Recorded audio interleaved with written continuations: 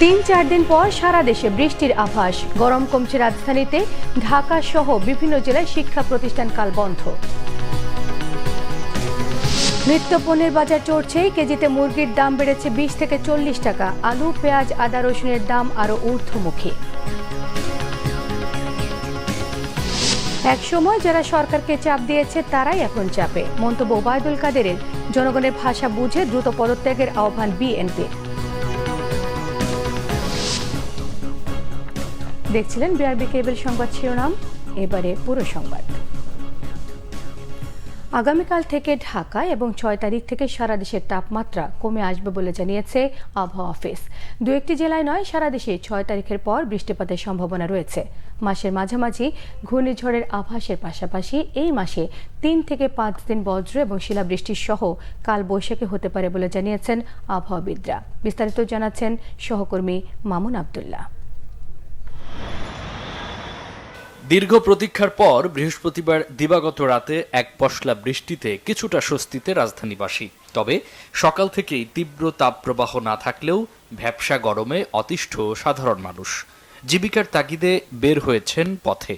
তাপমাত্রা তাও আগের চেয়ে একটু কম আর কি, কিন্তু তারপরেও যে স্বস্তি পাওয়া এরকম স্বস্তি হচ্ছে না।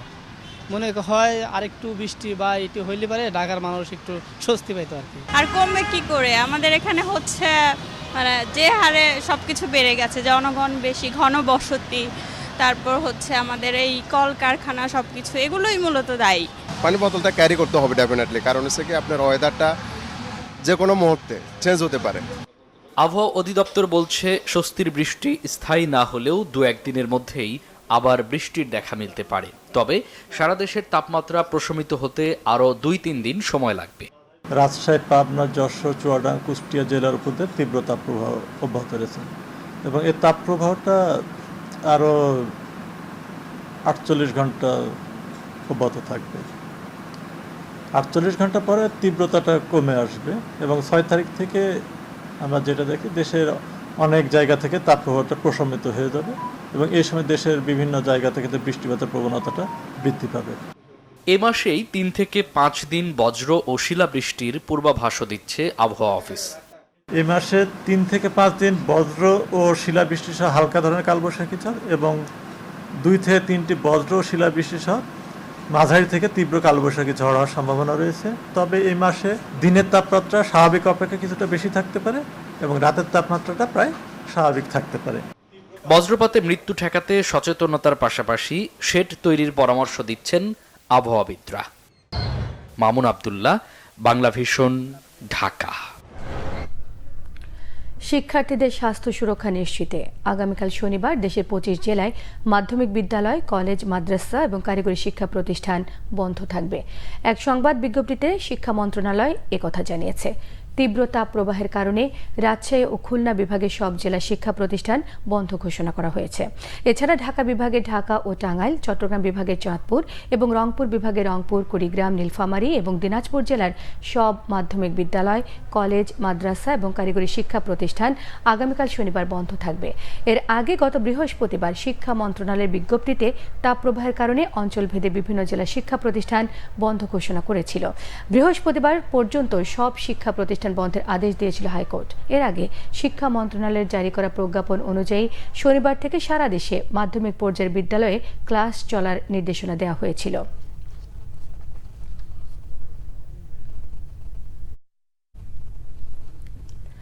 জাতীয় চক্ষু বিজ্ঞান ইনস্টিটিউট ও হাসপাতালে চোখ পরীক্ষা করিয়েছেন প্রধানমন্ত্রী শেখ হাসিনা। সকালে হাসপাতালে গিয়ে লাইনে দাঁড়িয়ে নিজেই টিকিট সংগ্রহ করেন তিনি। এরপর সাধারণ রোগীর মতো নিজের চোখ পরীক্ষা করান।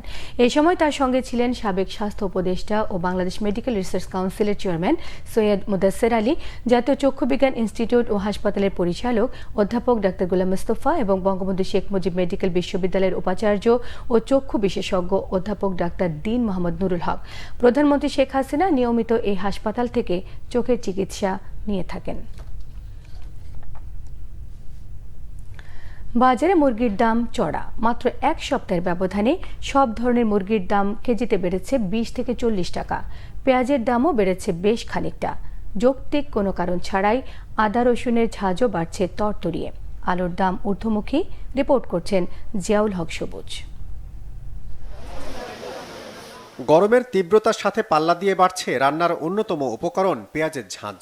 মাত্র কয়েকদিনের ব্যবধানে মানভেদে 5 থেকে 10 টাকা বেড়েছে দেশি পেঁয়াজের দাম।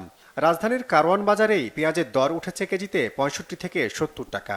এক সপ্তাহ আগে নিয়েছিলাম পাল্লা 250 টাকা, এখন পাল্লা 340 টাকা করে। শুধু দেশি পেঁয়াজ যদি থাকে তাহলে আপনার সামনে আরো বাড়ি যাবে, কারণ এক পদের পেঁয়াজ চলতে আছে, বুঝলেন নাই? বাইরের পিসটা বন্ধ কারণে দেশি পিসটা চাহিদা, তো এই কারণে পিসটা আস্তে আস্তে কমতেছে, এই কারণে দাম বাড়তেছে। বাজারে আদা রসুনের দামও বাড়তি। মানভেদে দাম কেজিতে বেড়েছে 20 টাকা পর্যন্ত। সরবরাহে ঘাটতির অভিযোগ ছাড়া দাম বৃদ্ধির যৌক্তিক ব্যাখ্যা নেই বিক্রেতাদের কাছে। রসুনের দামটা মনে করেন অনেক বেশি।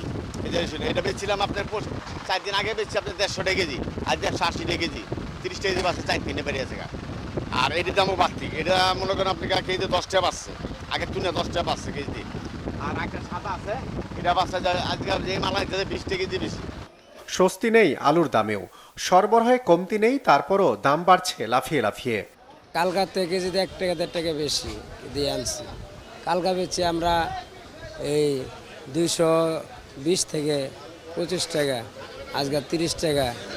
মধ্যবিত্তের জন্য আমাদের জন্য অনেক কষ্ট হয়। বাজারে আরও অনেক তদারকি করা উচিত এবং দাম কমানো উচিত সরকারের। মুরগির বাজারও বেশ চড়া। বেড়েছে ব্রয়লার ও সোনালী সব ধরনের মুরগির দামই।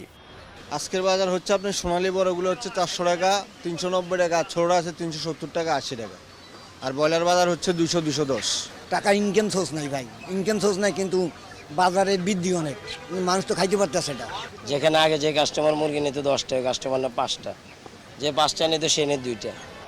দাম নিয়ন্ত্রণে উৎপাদন ও পাইকারি পর্যায়ে নিয়মিত বাজার মনিটরিং জোরদারের অনুরোধ জানিয়েছেন ভোক্তারা। জিয়াউল হক সবুজ, Bangla vision, Dhaka. BNP chairperson Begum Khaleda জিয়ার চিকিৎসার্থে বিদেশ যাত্রা আইনের ফাঁদে আটকে গেছে জানিয়েছেন আওয়ামী লীগের সাধারণ সম্পাদক ওবায়দুল কাদের। দলটির সভাপতি ধানমন্ডি কার্যালয়ে ব্রিফিংয়ে তিনি জানান, উপজেলা নির্বাচনে এমপি মন্ত্রী সহ কেউ যেন প্রভাব বিস্তার করতে না পারে সে নির্দেশনা দিয়েছেন প্রধানমন্ত্রী শেখ হাসিনা। ওবায়দুল কাদের আরও জানান, যারা নির্বাচনের আগে সরকারকে চাপ দিয়েছিল তারাই এখন চাপে আছেন। রিপোর্ট করছেন সৈয়দ আব্দুল মহিত। শুক্রবার ধানমন্ডিতে আওয়ামী লীগ সভাপতি রাজনৈতিক কার্যালয়ে ব্রিফিং করেন দলটির সাধারণ সম্পাদক সড়ক পরিবহন ও সেতুমন্ত্রী ওবায়দুল কাদের। জানান, আগামী 17 মে শেখ হাসিনা স্বদেশ প্রত্যাবর্তন দিবস ও দলের হীরক জয়ন্তী ব্যাপকভাবে পালনের সিদ্ধান্ত হয়েছে। উপজেলা নির্বাচনে নেত্রীর নির্দেশ অমান্যকারীদের বিরুদ্ধে শিগগির ব্যবস্থা নেয়ার ইঙ্গিত দেন।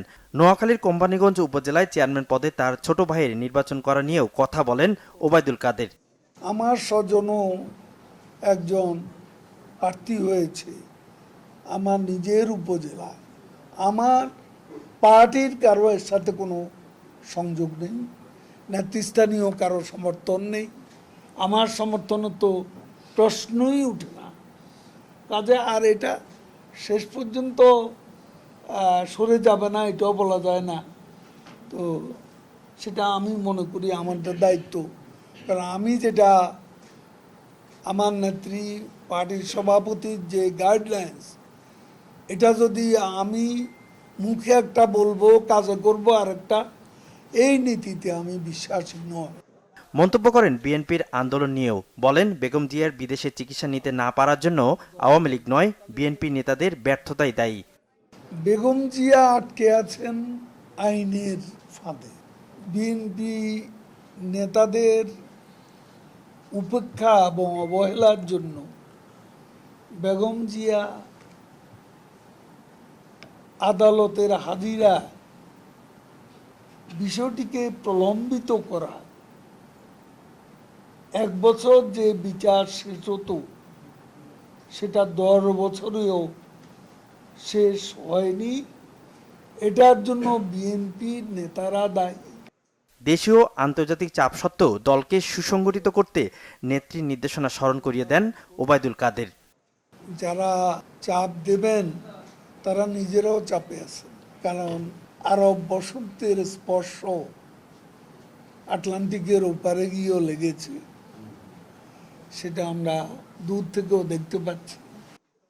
সৈয়দ আব্দুল মুহিত, বাংলা ভিশন, ঢাকা। বিএনপি নেতারা বলেছেন, জনগণ আর আওয়ামী লীগকে ক্ষমতায় রাখতে চায় না।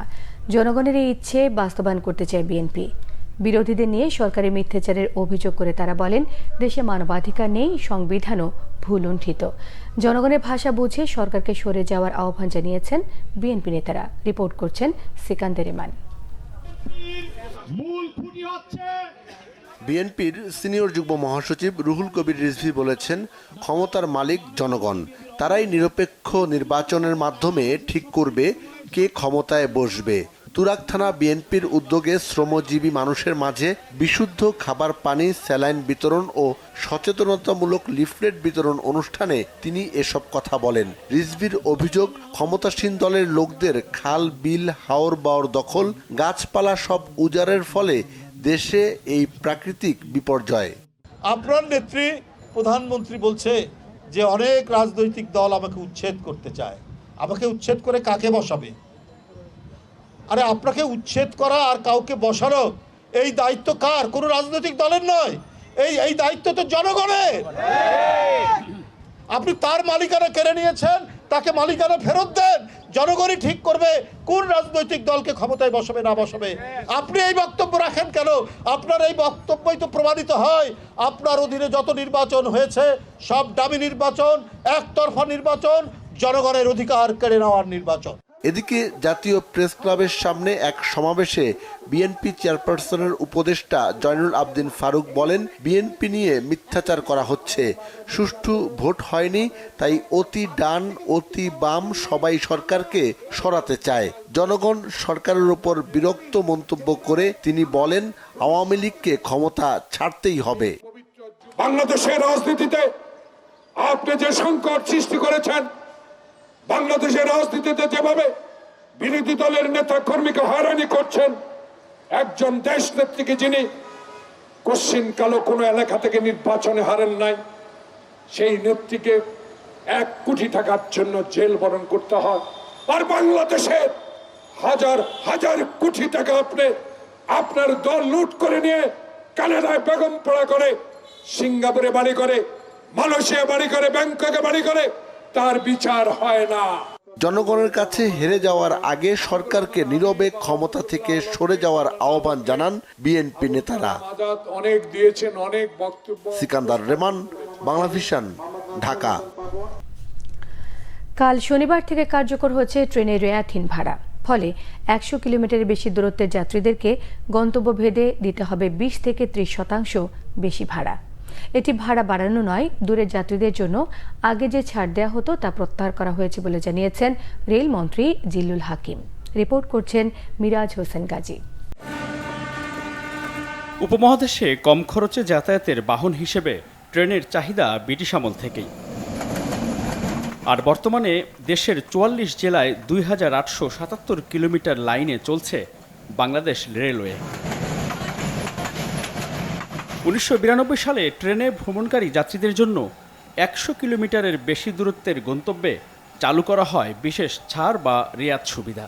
এমন বাস্তবতায় বছরে 2000 কোটি টাকার বেশি লোকসান দিচ্ছে রেলওয়ে। রেলপথমন্ত্রী জিল্লুল হাকিম জানিয়েছেন, জ্বালানি সহ যন্ত্রপাতির দাম বাড়ায় সরকারি এই পরিবহন খাতের লোকসানও বেড়েছে। তারপরও ভাড়া বৃদ্ধি না করে শুধু আগের বাড়তি সুবিধাটুকু তুলে নিচ্ছে সরকার। এটা যখন রেলের খুব দুরবস্থা হয়ে গেছিল বিএনপির আমলে, তখন যাত্রী টানার জন্যে একটা ভর্তুকি দেওয়া হয়েছিল। তো আমরা শুধু সেই ভর্তুকিটাকেই আমরা দূরত্বের উপরে যে ভর্তুকি দেওয়া হয়েছিল সেই ভর্তুকিটাকেই আমরা তুলে নিছি। আগের ছাড় বা রেয়াত প্রত্যাহার করা হলে 100 কিলোমিটারের বেশি দূরত্বের যাত্রীদের বর্তমান ভাড়ার চেয়ে দিতে হবে 20 থেকে 30% বাড়তি ভাড়া। ফলে নতুন হিসাব অনুযায়ী ঢাকা থেকে চট্টগ্রাম যেতে শোভন শ্রেণীর ভাড়া বাড়বে 60 টাকা, এসি স্নিগ্ধা আসনের জন্য 120 টাকা, আর এসি স্লিপিংয়ে যেতে বাড়তি দিতে হবে 215 টাকার মতো। ছাড় বা রেয়াত তুলে নিলে ভাড়া যতটা বাড়বে এতে যাত্রীদের উপর তেমন কোনো চাপ পড়বে না বলে মনে করছেন রেলপথমন্ত্রী। এইটা যে পরিমাণ বাড়ছে দূরত্বের উপরে, এইটা আমার মনে হয় যে এটা আমাদের যাত্রীর উপরে খুব বড় একটা চাপ আসবে না। কিন্তু সব কিছুরই দাম বাড়ছে। আজকে ডিজেল কিনতে হচ্ছে রেলের অনেক বেশি দাম দিয়ে, যন্ত্রপাতি কিনতে হচ্ছে বেশি দাম দিয়ে। আপনার প্রত্যেকটি জিনিসের দাম বাড়ছে, বাস ভাড়া বাড়ছে, সবই বাড়ছে, প্লেন ভাড়া বাড়ছে, লঞ্চ ভাড়া বাড়ছে, রেলের ভাড়া বাড়ে নাই। আমরা মাননীয় প্রধানমন্ত্রীর সাথে কথা বলেছিলাম, মাননীয় প্রধানমন্ত্রী বলছে না, এখন ভাড়া বাড়ানো যাবে না। তো আমরা শুধু ভর্তুকিটাকে প্রত্যাহার করছি। মন্ত্রী জানান, যাত্রীদের ট্রেনে ভ্রমণে আগ্রহী ও নিরাপদ যাত্রা নিশ্চিত করতে কাজ করছেন তারা। এরই অংশ হিসেবে দেশের দক্ষিণ পশ্চিমাঞ্চলে রেল সেবা ছড়িয়ে দিতে বড় পরিকল্পনার কথা জানালেন রেলপথ মন্ত্রী জিলুল হাকিম। মিরাজ হোসেন গাজী, বাংলা ভিশন, ঢাকা। 2024 বিশ্ব মুক্ত গণমাধ্যম সূচকে 2 ধাপ পিছিয়ে 180টি দেশের মধ্যে বাংলাদেশের অবস্থান 165তম। দক্ষিণ এশিয়ার দেশগুলোর মধ্যে শুধু আফগানিস্তানের চেয়ে এগিয়ে আছে বাংলাদেশ। বিশ্বজুড়ে গণমাধ্যমের স্বাধীনতা নিয়ে কাজ করা ফ্রান্স ভিত্তিক সংগঠন রিপোর্টার্স উইদাউট বর্ডার্স শুক্রবার এই সূচক প্রকাশ করে। সূচকে ভারত, পাকিস্তান, শ্রীলঙ্কা, মালদ্বীপ, নেপাল এবং ভুটানের পেছনে বাংলাদেশ। 27.64 স্কোর নিয়ে বাংলাদেশ 165তম অবস্থানে আছে। গত বছর 35.31 স্কোর নিয়ে বাংলাদেশের অবস্থান ছিল 163তম। সূচকের শীর্ষস্থান ধরে রেখেছে নরওয়ে, তাদের পয়েন্ট 91.89। এরপরই আছে ডেনমার্ক, সুইডেন, নেদারল্যান্ডস, ফিনল্যান্ড। বিশ্ব মুক্ত গণমাধ্যম সূচকের মধ্য দিয়ে বিশ্বের বিভিন্ন দেশ ও অঞ্চলের সাংবাদিকরা কতটা স্বাধীনভাবে কাজ করতে পারেন তা যাচাই করা হয়। যাচাইয়ের ক্ষেত্রে দেশের রাজনৈতিক প্রেক্ষাপট, আইনি অবকাঠামো, অর্থনৈতিক প্রেক্ষাপট, আর্থসামাজিক অবস্থা এবং নিরাপত্তার মতো বিষয় আমলে নেওয়া হয়। পরিবেশ ও জলবায়ু সংকট মোকাবেলায় গণমাধ্যমগুলো আরও শক্তিশালী ভূমিকা রাখতে পারে। এক্ষেত্রে মুক্ত সাংবাদিকতা চর্চা অত্যন্ত গুরুত্বপূর্ণ। মুক্ত গণমাধ্যম দিবস উপলক্ষে রাজধানীতে এক আলোচনায় গণমাধ্যম সংশ্লিষ্টরা এমন মত দিয়েছেন। সকালে নিজ কার্যালয়ে এই আলোচনার আয়োজন করে গণমাধ্যম ও সামাজিক যোগাযোগ উন্নয়ন বিষয়ক বেসরকারি প্রতিষ্ঠান সমষ্টি। সভায় বক্তারা জানান, পরিবেশ ও জলবায়ু পরিবর্তনের প্রভাব, মানবসৃষ্ট বিভিন্ন কারণ, প্রতিবন্ধকতা গণমাধ্যমে তুলে ধরা বেশ চ্যালেঞ্জের বিষয়। বিজ্ঞানভিত্তিক তথ্যের অভাব, পরিবেশ বিরোধী কার্যক্রমের পাশাপাশি প্রভাবশালীদের ক্রমাগত হুমকি প্রায় ক্ষেত্রেই মুক্ত সাংবাদিকতা চর্চায় বাধা হয়ে দাঁড়ায়। গণমাধ্যম কর্মীদের এসব ক্ষেত্রে আরও সক্রিয় ভূমিকা রাখার তাগিদ দিয়েছেন আলোচকরা। প্রতিবেদন তৈরির সময় তথ্য সংগ্রহ এবং গবেষণার গুরুত্ব তুলে ধরেন। সেই সঙ্গে পরিবেশ বিষয়ক ইস্যুগুলো তুলে ধরতে দায়িত্বশীলদের সদিচ্ছা এবং ইতিবাচক মনোভাবের উপরও আলোচনায় জোর দেওয়া হয়। ভাষায় অদক্ষতা, এক কোম্পানিতে স্থির না হওয়া সহ নানা কারণে দক্ষিণ কোরিয়ায় বাংলাদেশি কর্মী কম।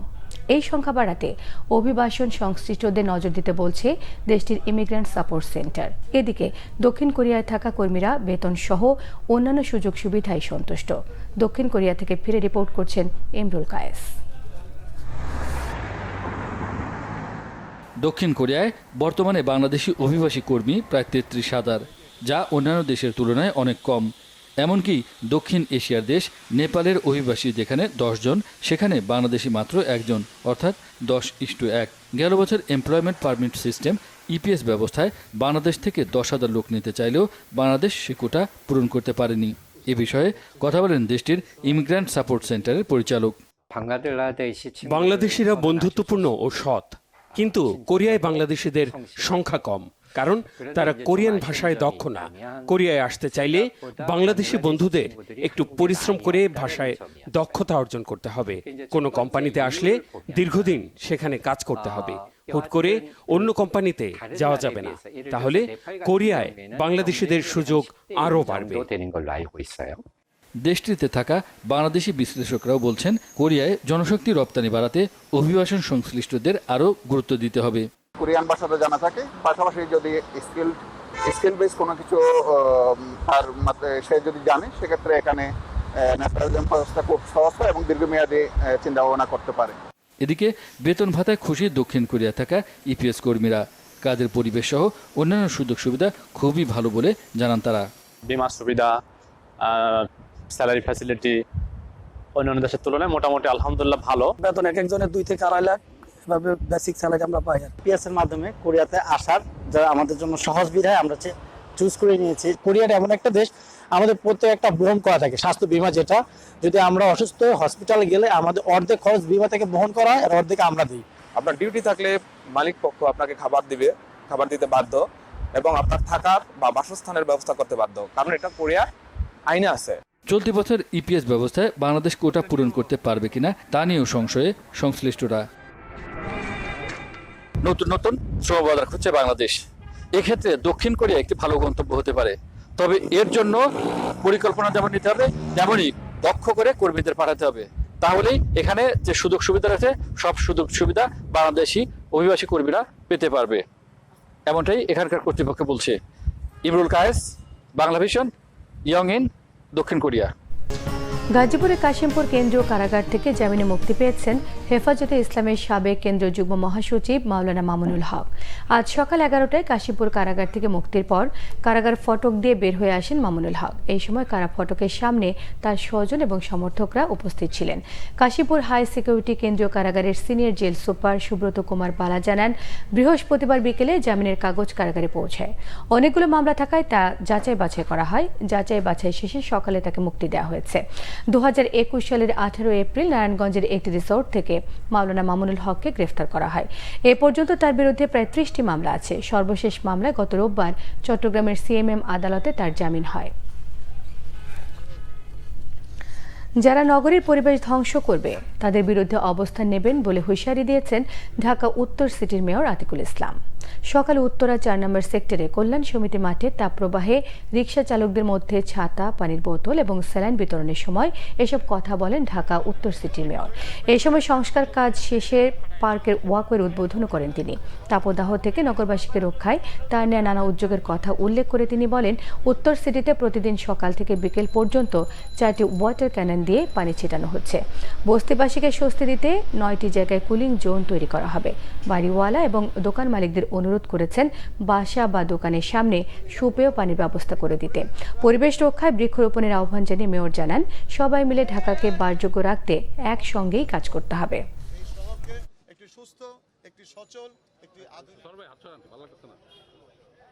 পরিবেশটা দূষণ করে তাদের বিরুদ্ধে আমরা কাজ করছি।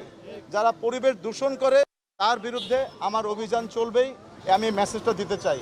আজকে আমরা পরিবেশকে ধ্বংস করেছি দেখে কিন্তু পরিবেশ তার প্রতিশোধ দিচ্ছে। এডিস মশার জন্য আমি অনুরোধ করব, অলরেডি কালকে কিন্তু বৃষ্টি হয়েছে রাত্রেবেলা 1 পশলা, আজকে কিন্তু আবার রৌদ্র, সুতরাং এডিস মশার কিন্তু চ্যালেঞ্জও কিন্তু চলে আসছে। তাই যার যার বাসা বাড়ির ছাদ, বিভিন্ন ধরনের ফুলের টব, অব্যবহৃত টায়ার যা কিছু আছে, কমোড, সব কিছু আপনারা আমাদেরকে দিন, আমরা ক্যাশ টাকা দিয়ে দিব। গরমের প্রভাব পড়েছে মুরগি উৎপাদনেও। অতি তীব্র তাপপ্রবাহে বিপাকে কুড়িগ্রাম এবং জয়পুরহাটের পোল্ট্রি খামারিরা। হিট স্ট্রোকে মারা যাচ্ছে মুরগি, লোকসানে বন্ধ হয়ে গেছে অনেক খামার। নানা পরামর্শ দিচ্ছে প্রাণী সম্পদ অধিদপ্তর। কুড়িগ্রাম প্রতিনিধি শফিকুল ইসলাম বেবু এবং আবু বকর সিদ্দিকের পাঠানো তথ্য ছবি নিয়ে থাকছে ডেস্ক রিপোর্ট। তাপপ্রবাহ থেকে মুরগি বাঁচাতে ফ্যানের বাতাস, স্প্রে, স্যালাইন ও লেবুর পানি দিচ্ছেন কুড়িগ্রামের খামারিরা। তবে কোনো কিছুই কাজে আসছে না। মুরগি খাবার কম খাচ্ছে, ওজনও কমে যাচ্ছে।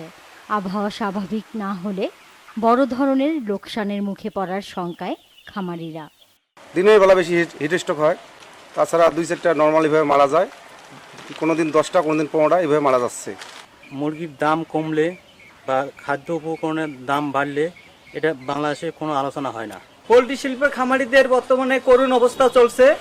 হিট স্ট্রোক থেকে মুরগি বাঁচাতে নানা পরামর্শ দিচ্ছে জেলা প্রাণী সম্পদ অধিদপ্তর।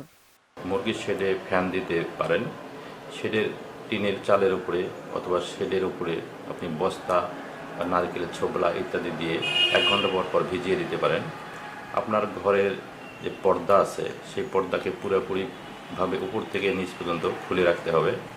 এদিকে নিবন্ধিত ও অনিবন্ধিত মিলিয়ে জয়পুরহাটে মুরগির খামার রয়েছে 10,000-এর বেশি।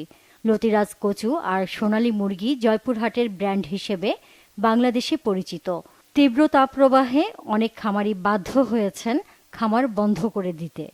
ফ্যান দিয়ে রাখছি, তারপরে জল বারবার পাল্টাচ্ছি, তারপরে গরমের জন্য মুরগি মারা যাচ্ছে। এই বাধা দুর্নীতি আমাদের মুরগি বেঁচে যায় প্রচণ্ড ক্ষতি হবে, আমি নির্ভয় হয় করবোটা কি?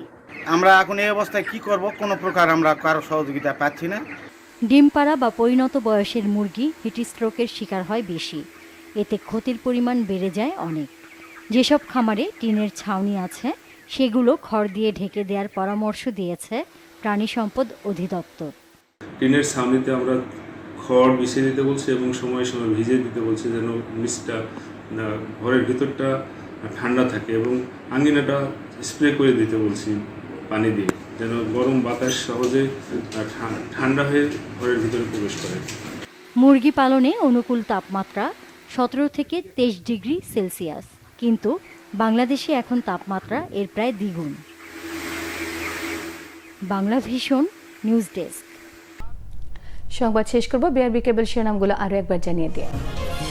3-4 দিন পর সারা দেশে বৃষ্টির আভাস, গরম কমছে রাজধানীতে, ঢাকা সহ বিভিন্ন জেলায় শিক্ষা প্রতিষ্ঠান বন্ধ কাল। নিত্য পণ্যের বাজার চড়ছে, কেজিতে মুরগির দাম বেড়েছে 20 থেকে 40 টাকা, আলু, পেঁয়াজ, আদা, রসুনের দাম আরও ঊর্ধ্বমুখী। এক সময় যারা সরকারকে চাপ দিয়েছে তারাই এখন চাপে, মন্তব্য ওবায়দুল কাদেরের। জনগণের ভাষা বুঝে দ্রুত পদত্যাগের আহ্বান বিএনপির। এই ছিল এখনকার মতো, পরের সংবাদ রাত 10:30টায়। 9টায় রয়েছে নিউজ 20, দেখার আমন্ত্রণ রইল। এছাড়া বাংলা ভিশন সংবাদ ও সংবাদ সংশ্লিষ্ট অনুষ্ঠান দেখতে ভিজিট করুন www.bbnews24.com, facebook.com/banglavisionnews সাবস্ক্রাইবও করতে পারেন, youtube.com/banglavisionnews। সঙ্গে থাকায় সবাইকে ধন্যবাদ।